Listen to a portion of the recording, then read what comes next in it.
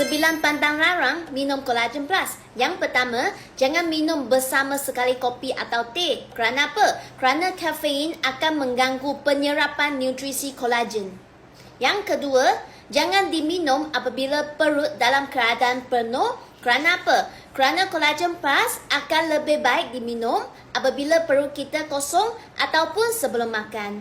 Yang ketiga, jangan banjur dengan air panas. Kerana suhu panas air akan merosakkan nutrisi kolagen.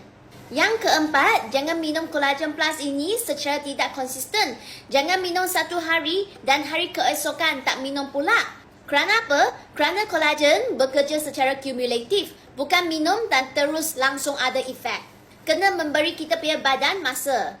Yang kelima, jangan minum berlebihan sampai 8 sachet sehari macam itu. Ikut dos yang dinasihatkan kerana badan kita akan tidak dapat serap kalau berlebihan.